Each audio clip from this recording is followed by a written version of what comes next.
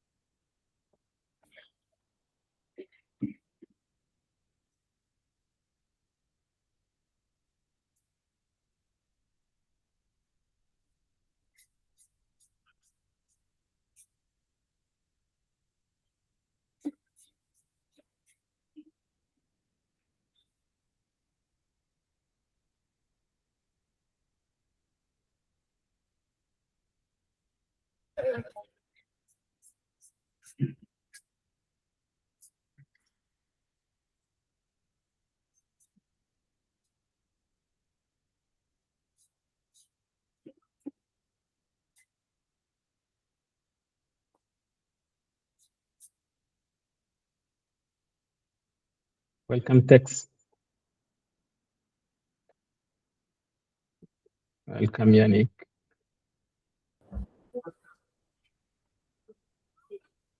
Welcome, Justin.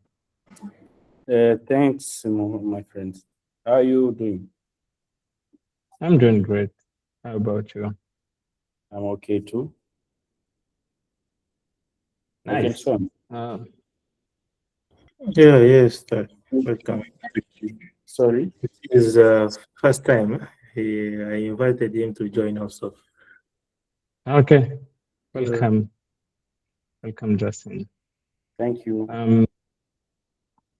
We're just waiting a few minutes to make sure that everyone is joining, maybe in 3 more minutes, and we'll start. Good.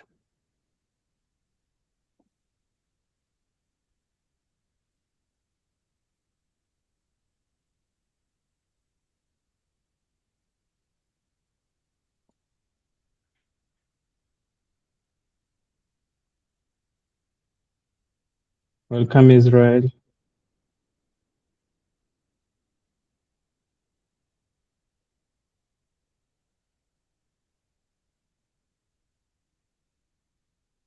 Welcome, Gabriela.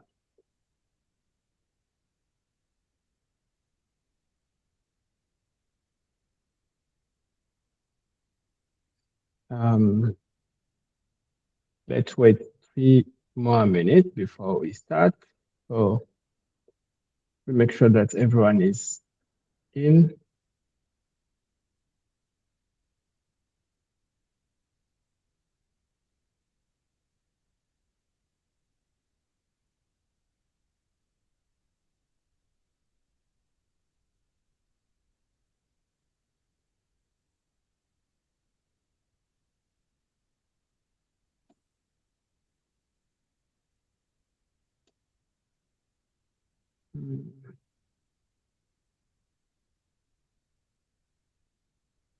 So the today's session we'll make sure to have an active like session like last one. I think the last one we had many questions and interactions. If we have the same session today, that would be great. So let's wait the last minute. At 5, we will start. Welcome, everyone. I think Sami, welcome, Sami. I think this is not your first time. Okay, thank you, coach.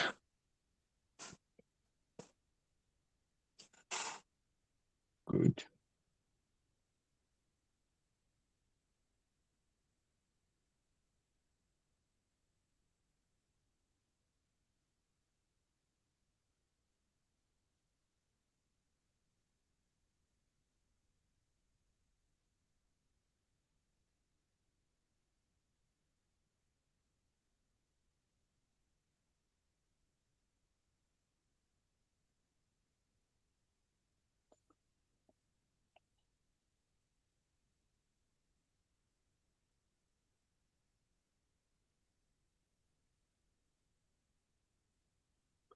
Yes. Hello, everyone. My name is Dan Baruka. I'm a developer advocate at Intersect Open Source Committee.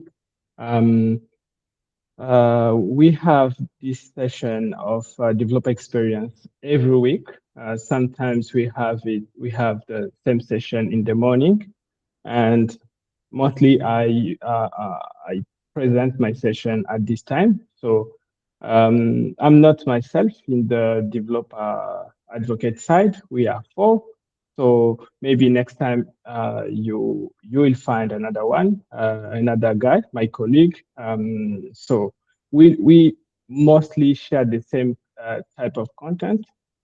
Like we helped developers to get started in the Cardano ecosystem and start contributing and building on Cardano. So I'll share my screen and see what we have for today. And interrupt me if you have any question or if you have any suggestion or if you want to contribute on any kind of question. Or if you, for example, if you want, for example, a link or anything, you'll just raise your hand and I'll share the link in the chat. But the session, today's session is already online, so I'll just share the link after this session. Let me share my screen. Good. Yes. I hope that you can see my screen. Let me put this screen here so I'll be able to see people who are going to raise the hand and comment. Okay. Okay, I'll just do this and come back here. Good. Yes.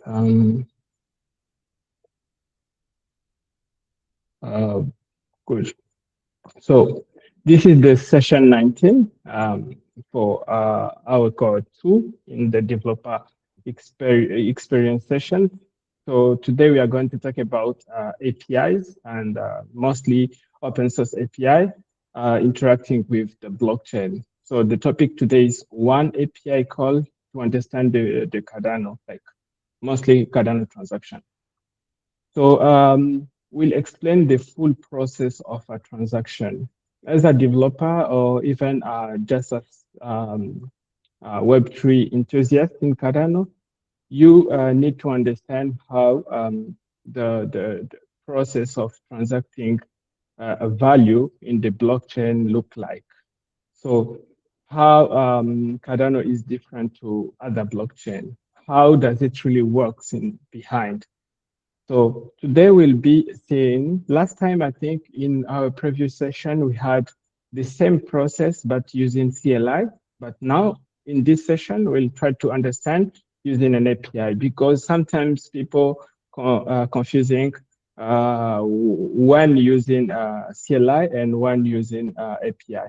So for this session, we'll see only how to submit a transaction using an API and what API does in behind. to make sure that the transaction is submitted. So this session, you'll have it I'll share the link so you can come back to it, read more text. I won't really be reading the full text, but I'll be focusing on the on schema and on the process, like explaining keywords, and sometimes I will also show you directly in BlockFrost how it works, because today we'll use BlockFrost. You can also use Koyos. I'll give all the details in this session. So the first step is who this is for. So if you are, for example, a backend developer or just an API developer, this is for you, but not only limited to backend and API developers. And if you are a Cardano enthusiast or Web3 enthusiast, you can also, it can really be interesting for you, because when you are doing a transaction in your wallet, for example, you may need to understand. And if, for example, you are a new developer on Cardano, this is something you may really need to understand, because every time doing any type of transaction, you'll be doing exactly the same process. This is a process happening in all type of transactions. Even if you are minting a transaction, you're submitting a smart contract, any type of transactions, the process is similar. So today we'll use BlockFrost. I'll show you how to use BlockFrost. So today we'll use BlockFrost preview. You'll need project ID. I'll again show you how to get a project ID from BlockFrost. It's easier, and you have the free tier. So as I was underlining here, you don't really need to be an expert or to understand how to use Haskell, for example, or to have a full node sync in your computer, for example. You just need to at least know how to implement an API, for example, how to read REST or JSON transactions. So we have some terms here like keywords, UTXO. I think we also have a session. If you just do a search here about UTXO, you'll have many sessions about UTXO. But again, because we are dealing with UTXO here, I want to highlight, because this is a very important keyword in this session, and even in Cardano, you can say. This makes a huge difference between Cardano and other blockchains. So what is a UTXO? UTXO, in a simple word, is only an unspent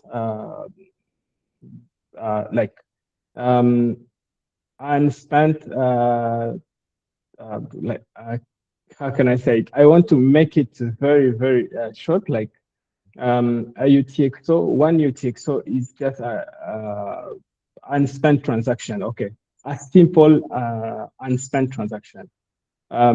Just one unspent transaction.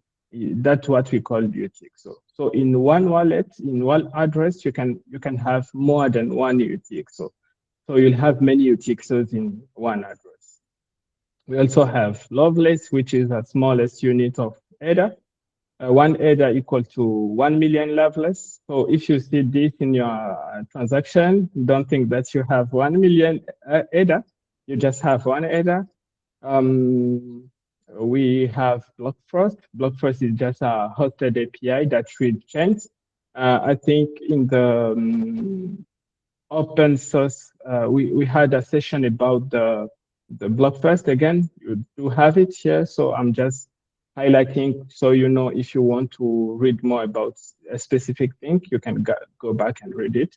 So BlockFrost, for example, you can host yourself. So it's an open source, so you can self-hosted the BlockFrost API using your own node. Even in locally, you can use it. We also have off-chain. So when we are talking about off-chain, it's everything you are building directly in your application or locally if you're using, for example, CLI. A mempool is a waiting area where submitted transactions sit until the block produce. Because when you submit the transaction, you can see in the Explorer, it says pending. Pending, why? Because it's still waiting until the block produce include that transaction in a specific block. This is a mempool. It's like a waiting area. We also have DCBOR, which is a binary format. Okay, I'll come back to this after, but this is just a binary format for Cardano. Like when you are doing a transaction, you don't submit the JSON. The JSON is just to make sure that you, it's just a general format for most of APIs and stuff.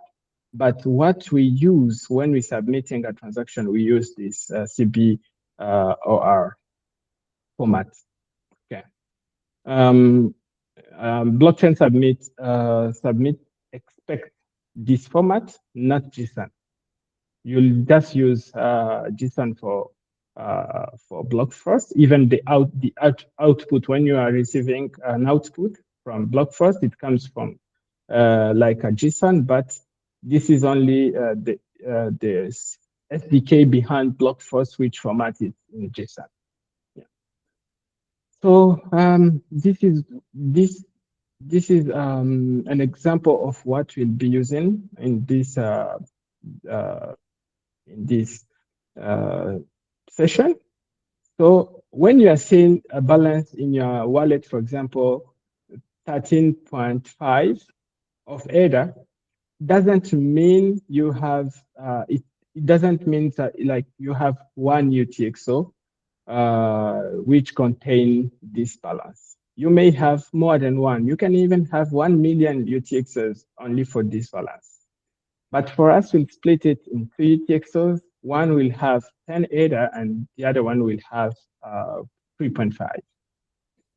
Okay, so just one transaction when you are clicking, like when you are submitting a transaction in your wallet, send a transaction, the process from your wallet to the on-chain confirmation, we have 7 steps directly. You can see it just happen in like 15 seconds, but 7 steps behind the scene. Yeah. So BlockFrost handle only helps you to handle only the step 1, step 4, and step 7. How does it really work? First of all, the transaction starts here in BlockFrost. It's kind of like it gets the UTXOs, because before submitting, you need to have all the UTXOs. So BlockFrost helps you to get the UTXOs. And the second step, this is mostly locally, the second one and the third one. If you're using an application, for example, if you're doing a transaction in my app, it will be handled in the app, but sometimes also in the wallet. If, for example, you're doing a transaction using a wallet, but if you are doing using a CLI, this is mostly mostly happen in your computer. So the next step will be the fourth one, which will be to post now to submit. I mean the transaction using BlockFrost API, and then it will pass by the mempool. It really depends on how fast the mempool will send your transaction in a specific block. So here, when sending in when a block producer gets your transaction and send it in a block, there is a ledger which validates. This ledger helps the blockchain to verify, to validate if you have that balance. It will do many type of validation, verification. Once validate, then you have a confirmation. And then this, you have the confirmation from the BlockFrost API. You can see the steps here. This is exactly what I've been explaining here in this format. So if you want to see the details, just here, I will just go down. So let's see the first step. the first step when you are getting the balance. This is how it looks like when you are using when you're using BlockFrost API. Here I said previously we are using preview, but when it comes for mainnet, it's something else. If you're using, for example, preprod, it's something else. So it really depends on the network you're using. This may change, but this stays almost the same. Only the base URL changed, but you keep the rest as it is. So why they do this in this way? Because when you are developing or when you are building an app, you'll get, when you are, for example, in a pre-prod or preview, you'll just send this one, and in the whole application, you'll still be using this. So they won't say, okay, in the preview, they will be changing the whole API, because this will be difficult to migrate from preview or pre-prod to mainnet. But when you are migrating, you just change the base URL and the transaction will succeed. So you'll need the project ID to make sure that BlockFrost allows you to do the transaction. And this is, I just use a dummy data, a dummy JSON here to show you how it looks. So we are querying data. This is how it comes. We have the TSH, and the balance is here, the quantity in Loveless. And then here we have another one, another UTXO with 3.5, like 3.5 Ada, and your address. You can see one address has the two UTXOs. And you always have the output and the index. Even in CLI, you see the same thing. So I've explained this up there. So we have the total amount of 13.5 ADA spendable, but in real, we have 10 ADA and 3.5 ADA, different balance, different UTXOs. So we can see UTXO1, we can say UTXO index 0, UTXO index 1 with different balance. Second, we now need to build the transaction. We want to send 5 ADA to someone, okay? What will happen? You'll first need to do the change. This is the word I prefer to use, because why do I say change? You need to spend the full UTXO and send and get back the rest. It's not like we are splitting. It's not like you take $10 and you cut it twice. Like, no, you just give, when you are going to buy, you give the $10, and if you want to buy something for $5 and there is a tax, for example, to pay, you'll need to pay to give the $10, and they will give you back minus the transaction fee. This is what happened in behind. You need to spend the full hash, the full UTXO, which contain the 10 ADA. Remember here, we don't want to spend this because we just want to send 5 ADA. But if you wanted to send, for example, 11 ADA, this might be something else. Let's go with 5 ADA. For 5 ADA, here you need to spend the full UTXO. And then in the input, you can see input here. And then in the output, this is how it works. And when you're using a CLI, you'll see this very clearly, because you'll do the full operation yourself. But here, APIs and BlockFrost and SDKs help us to kind of like calculate this very quickly. But this is what you put as input, and this is what you have as output. So you'll give the total amount in like one UTXO, and it will be first, you'll consume the total amount, and then this will go to the recipient, and this will go back to you. It will be sent back, okay? And it will be sent back minus the fee. So this is the balance you'll have. If you combine the total, you have the full UTXO. That's what I was trying to explain here. This is just an explanation. So the next step will be what happened next. Okay, these still are like often. So why are we mentioning this? Because we need to convert using an SDK the format that will be accepted by the blockchain before we submit. Next step will be now to sign the transaction, mostly using CLI, mostly using wallets. And if you're using a CLI, you need to have your keys locally in your computer or somewhere, maybe in your cold wallet or something like that. But mostly when we are using an app, it's wallet. So you need to sign. That's why it calls the wallet, and you need to sign.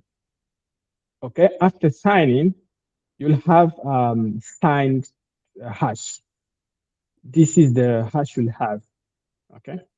After having this, you need to submit now the transaction. You need to submit the transaction on chain using Blockfrost. Like you are broadcast, you broadcast, like what you'll be submitting will just be this one, because if you did not sign it, you won't be able to submit it. You can even submit the unsigned, but it will be rejected by the ledger because it needs a valid key to sign the transaction. So your transaction, this is how we submit the transaction, and then we'll have a success response here. This is a hash. This success response doesn't really mean your transaction is like valid or not. Now we'll wait for the confirmation. After confirming that everything is okay, now you'll have, for example, 1 confirmed, 2, 3, 5, and so on. So the network accepted your transaction into mempool. It's not yet confirmed. That's what I was saying before. Block producer must include it in a block, and all node must validate.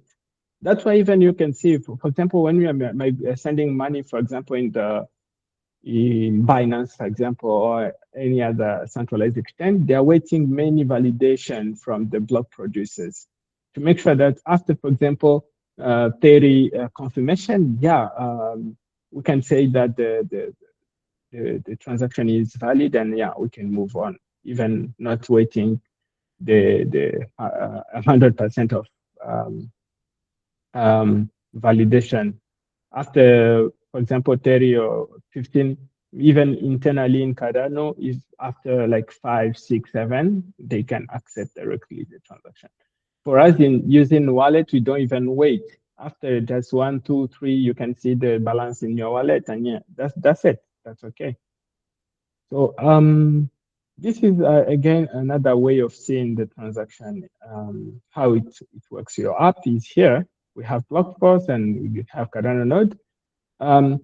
Blockfrost interact with the Cardano node, so you can't have, like, if, for example, you want to self-host Blockfrost because it's an open source, and you can self-host Blockfrost, and you'll need Cardano node. So to make sure that Blockfrost works very well, you just need to have your fully node sync, maybe hosted too. So Blockfrost interacts with Cardano node, and Cardano node means the network, the full network, the full network. So this is how it works. You just post your transaction. Submit your transaction in this format.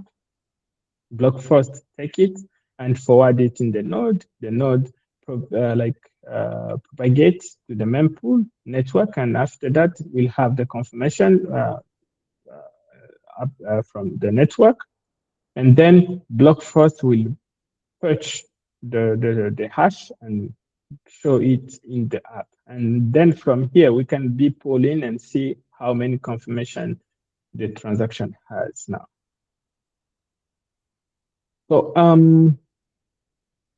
we can now see now this is what I was saying here, to pull the data and see if the transaction is confirmed. This is how it looks when you are pulling the confirmation on chain. Again, this is a base URL. I won't focus on this. Mostly it's this, and this is the transaction hash, this one, and you need the project ID as well. So you just need to pass the transaction, and this is how the data comes, the JSON format you have back. So you have the hash, you have the block. When you see null, null here, like the block hash is not here, that means the transaction is still pending. It's still in the mempool because it's not yet integrated in our block. So since we don't have the block here, we'll never yet get the block heights, the block time, all data related to block. We don't have them yet. Means it's pending. That's why after just doing the first transaction, if you go to the, for example, Explorer, you can see that the transaction is in pending. We'll test one. I don't know if we can, we'll have time. We can test and see. After just submitting a transaction, you can see that the transaction will go in pending. After going in pending, you can be refreshing, checking until you see one confirmation. That means the transaction has been accepted and included in a specific block. And yeah, this is how I was just explaining this. The dummy response. This is now when you have the response from the block producer. Now your transaction is included in a block, so you'll be able to see the block hash. You'll have the block height. You'll have the block time. You'll have the slot. You'll have indexer, and then the output. This is how the output looks like.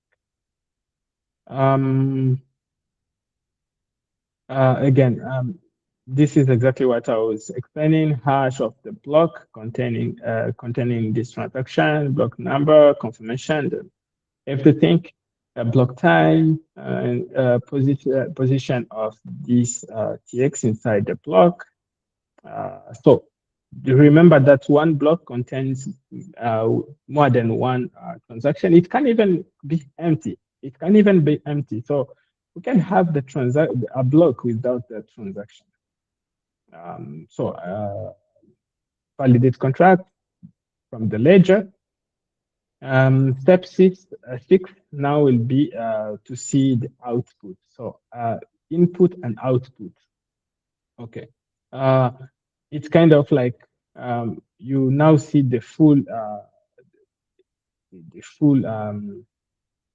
how can I say? You'll see now the full confirmation. Yeah, the full confirmation.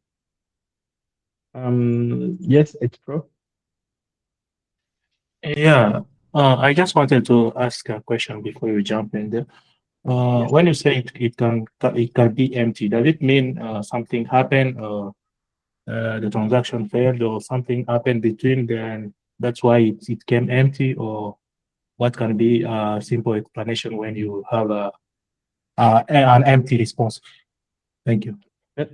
Okay. The empty of block means there was no transaction when this block was produced. That's what it means. So one block can contain many transactions or zero transaction, but blocks will be generated will still be generated even if there is no transaction. So for example, when minting a new block, there is no transaction. The block can be generated with empty transaction. It doesn't relate it to the transaction, but to the block side.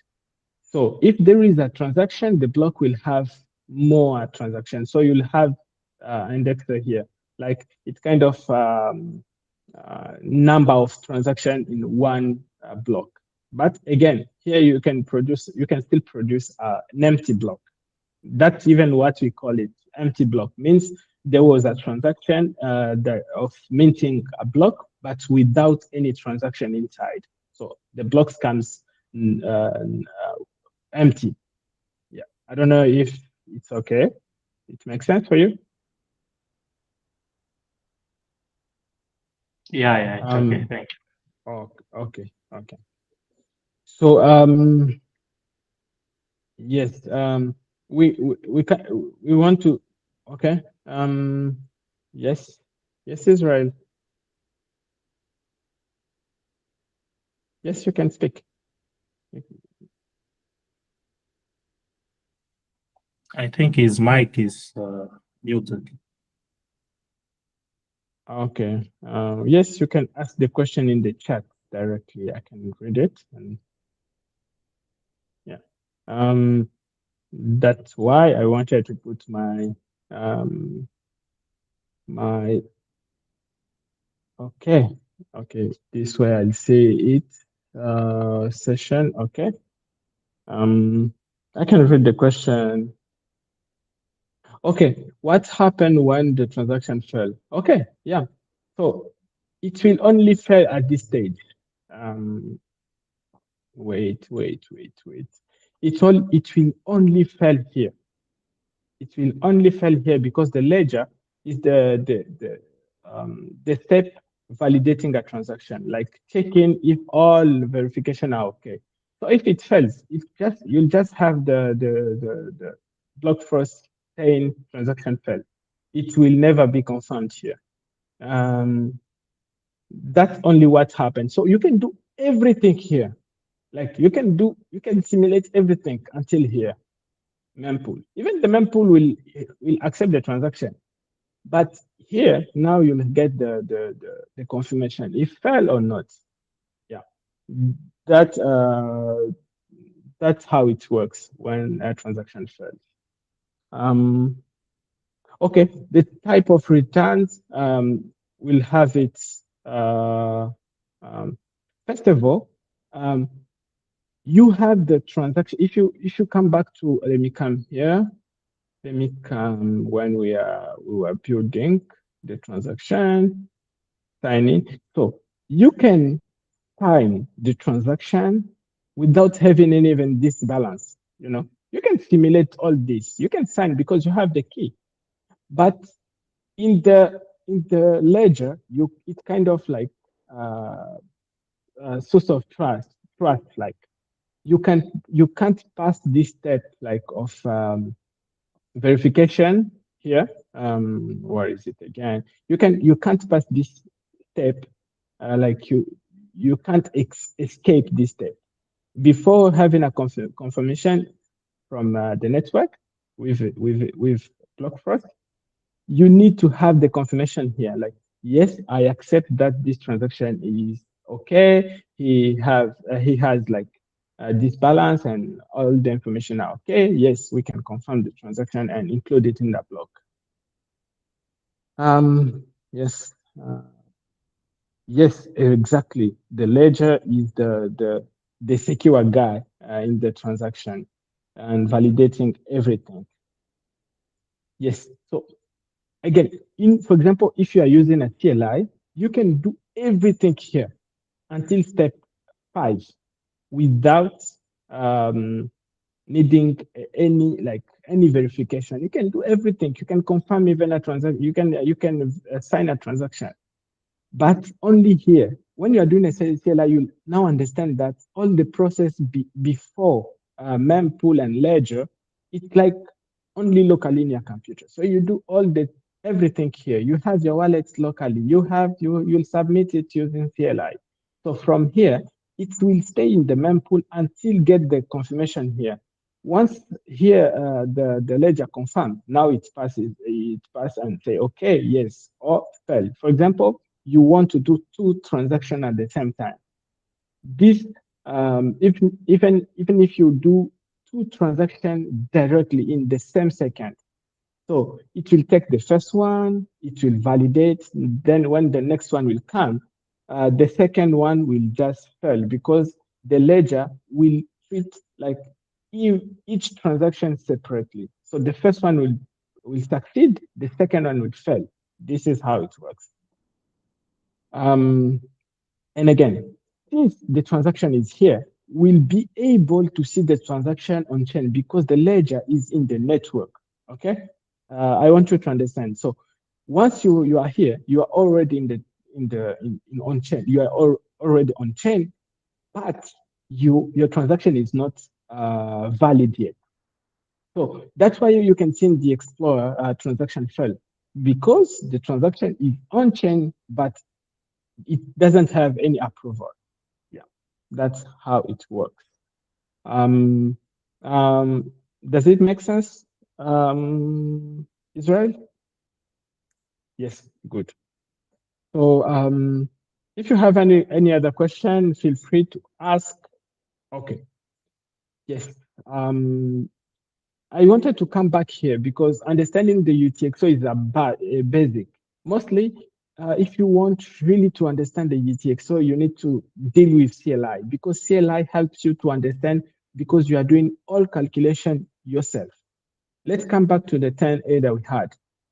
So when you have the 10 ADA, this is you just build one transaction, but you'll have one output, two output before doing anything.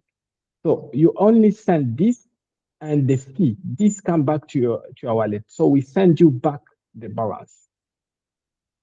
This is the full step of transaction. So you have the JSON mostly to make the user-friendly side of developer. So you select the input, you define the output plus fee. So this mostly developer doesn't really see this because SDKs handle this and even this.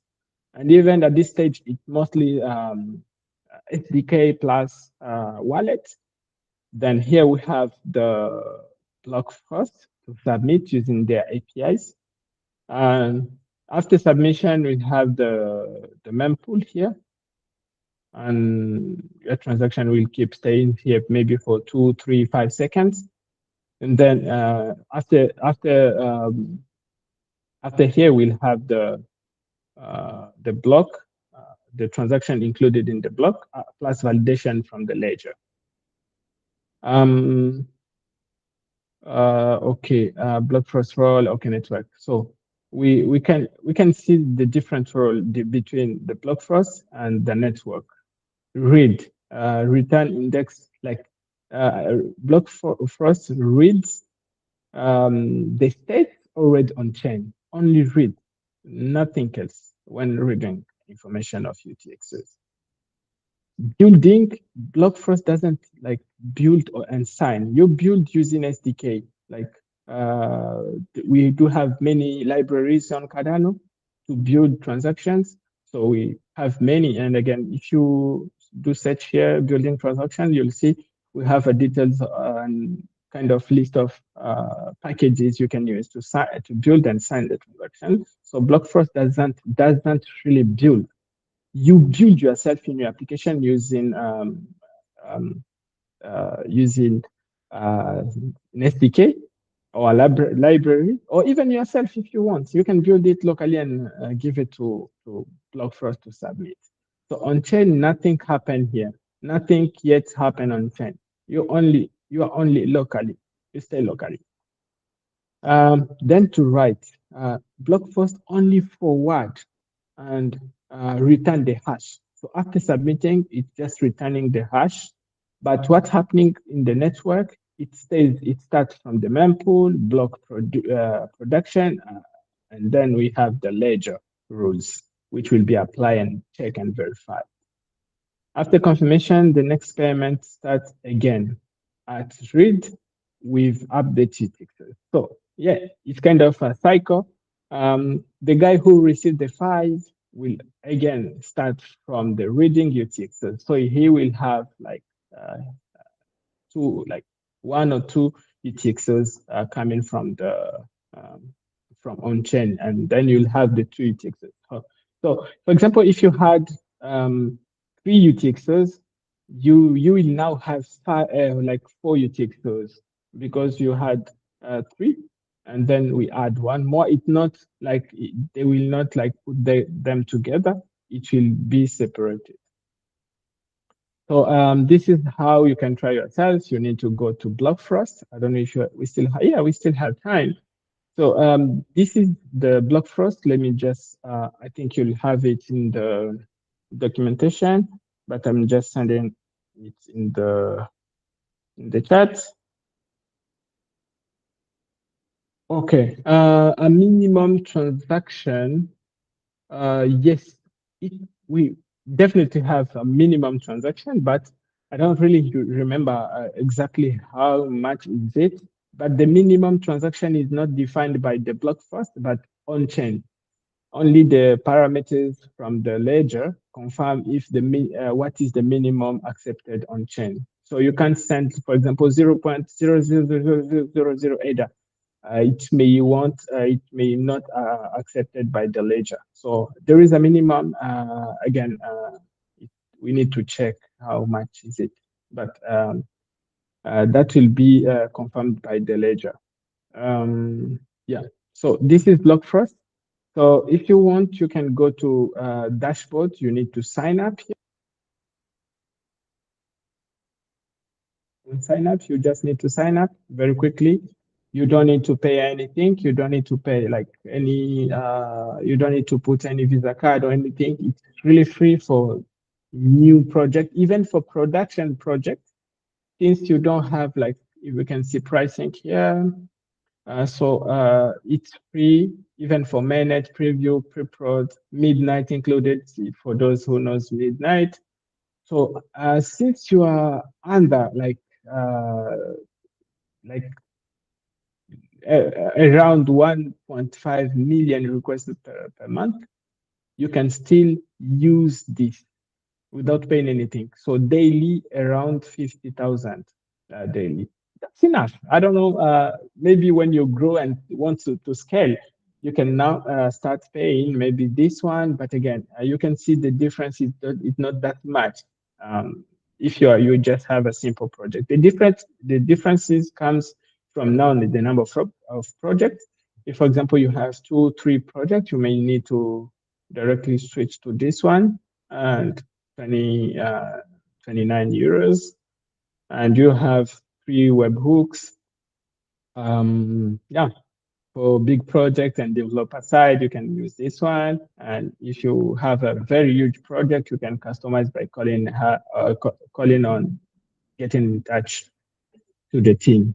Yeah. Let's go back to the documentation. They also have documentation, very nice documentation, and they shows you even how to get. This is how it looks like inside when you have an account. You just need to create a project, and then you'll choose the network and workspace. And after that, you'll have the, I think, project ID. Project ID will be in the settings somewhere. Okay. Yes, you'll have the project ID. And you can now start using. This is how the project ID looks like for mainnet and pre-prod. One thing to mention is if you have one project, is really one project, you can switch from mainnet from pre-prod to mainnet, but you'll need to kind of delete the project and create a new one for the pre-prod or preview.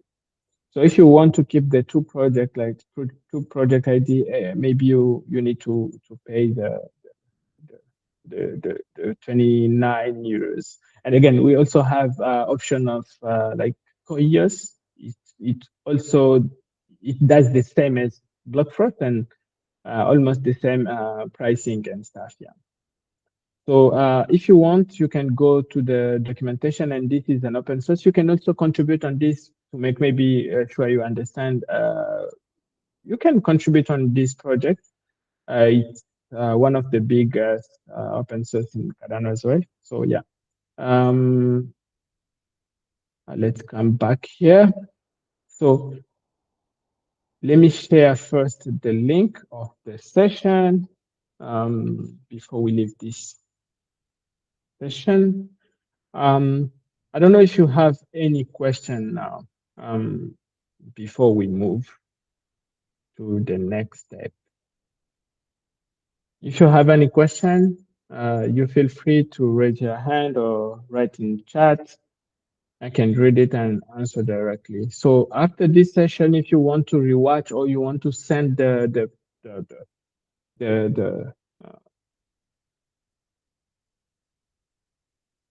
can just come here in resource. We'll like in recording, we'll have the same video recorded here. So you can use the video recorded, directly send it to, yes, Israel, yes. Yes, hello, Deb. Yes, just confirm if you can hear me. I was in a loud place, sorry. Yes, we can hear you properly there. Yes, yeah, thank you. Like, you know, in the, I was just trying to I wanted to know when we make an API call, when we are doing it, so is there a minimum transaction amount that is allowed just for the test purpose? I don't know, or we can proceed with any amount in the wallets. Yeah, thank you. Oh, okay, let me come back here. Where was that? So your question is about the minimum transaction amount, right? Like Yes. the minimum, that's what I was saying. We may need to check the legend because I've never get the issue of minimum balance. But again, I mean, if our Lovelace is 1 million, you can't send less than, for example, 0.0 with 0.000001 because you can't send less than one Lovelace. But again, we need to confirm in the ledger, and it really depends on pre-prod, preview, or mainnet because ledger has different parameters. But minimum, I think it should really be something really small, and there is no maximum. Maximum is the balance you have or the number of UTXs you have in your wallet. Okay, thank you. That's if at least we can send 1 or 0.5, that is enough for the test and everything. Yeah. I did even 0.1. So you can send 0.1, you can send 0.5, you can send 0.7. It will work. Yes, thank you. Fantastic. Thank you then. Yeah, thank you. Thank you for your question. If you guys have any other question, we are still here. We still have 9 minutes and to answer to any question. So feel free to raise your hand in case you have any question. I wanted to show you that we have the repo here. In case you have any future or any request, it may be anything, even a question, a simple question. You just need to come here in the developer experience in the Intersect MBO main repo, like many GitHub page, and then you look for developer experience or just coming from here directly here. And then you'll just come and raise any issue here. Feel free to write anything in case you want to understand anything or you want to have, for example, any specific explanation on a specific development side or contribution. You just need to come here and ask, raise any issue. If you need a documentation or a future idea or anything, or blank issue, you just explain yourself. You'll have either if it's documentation, we may plan it as a future session, or directly if, for example, you want to have a one-to-one. Mostly I'll be available for this specific project, developer experience. So you'll have myself here. You can contact me directly in Discord. I mean, this is not my Discord. I'll give it. I know you just need to just directly join the Intersect Discord, and I'm in the Intersect Discord, so you find me inside. And if you want to contact me directly here, or you can directly book one-to-one call. Many people we we've done a lot of one-to-one calls with many communities. So if you want to start contributing, if you want to start building on Cardano, feel free to book a one-to-one with me. I'll be happy to discuss, mostly 30 minutes to 1 hour, depending on how my availability here. When opening, you'll have this space opening here. So you can take any, and you just give a short description of what you want to, a topic, I mean, and we'll have that session together. After that, coming back here, no, okay, coming back here. We also encourage you guys to also start contributing. We've seen a lot of contributions, not only in the developer experience, in many other core repos like Evolution, SDK, Plutus, and those PR were merged. So we encourage you, if you want to go deeper and understand how to start building on Cardano by contributing, we encourage you to start contributing. Mostly if you are new, you can go with label like good first issues here, and those are mostly very simple and very fast implementation issues. So for example, if you find a very good issues, even if you are not very well informed about the project, you can still contribute. So we really encourage you to participate by raising any issue or by submitting PR and join us in the Discord. We are almost at the end of this session. We still have 5 minutes in case you guys have any question, not only related to today's session. For example, any other thing you may need you may raise as a question. And if, for example, this is your first time to get the session, you just go here let me go back in the main page. You'll just have the DevX sessions here. And then from here, you'll have the two possible options. The first one will be Thursday evening, the same hour as today. The second one is mostly happening in the morning. So Wednesday, the next one will be in July. So if, for example, you want to add in your calendar, you just click here and either copy the current session or directly add the full program in your calendar so you don't miss any upcoming sessions. Yes, thank you again for your participation, and we hope that you'll maybe have time to read and share if you know someone who may be interested with this session and any other session. We do have a lot of things here for newcomers. We have for advanced guide, we have beginners, we have intermediaries guide. So come and go through it. If you have any question, the end of this session, but we still have our 3 minutes in case you have any questions.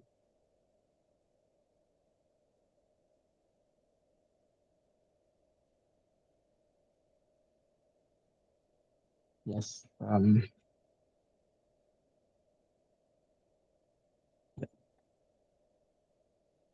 Okay, if there is no question, I think we'll end the call in 2 minutes.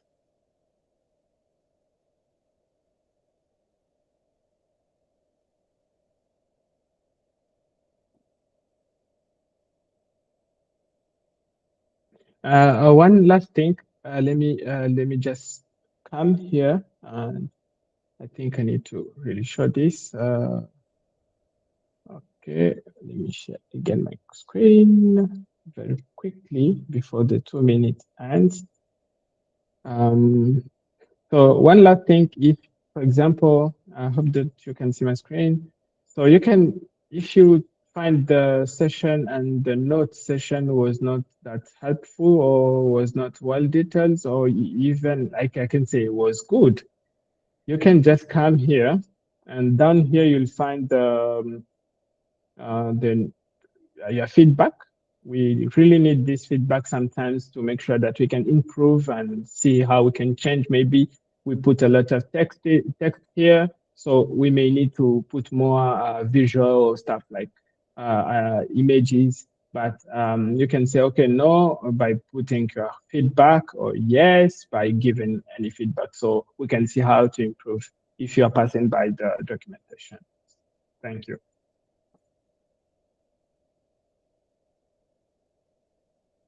Yes, thank you, everyone. I think we are officially at the end of this session. We hope to see you next time. I think next time it will be Wednesday. So if you want the same evening session, it will be after 1 week. So after it will be the week of 8th of July, something like that. So yeah, we hope to see you again in this session. Thank you. Thank you, Dan. Okay. Thank you, Israel. Thank you, Tex. Thank you, X Pro. Thank you, Yannick, and thank you, Sami.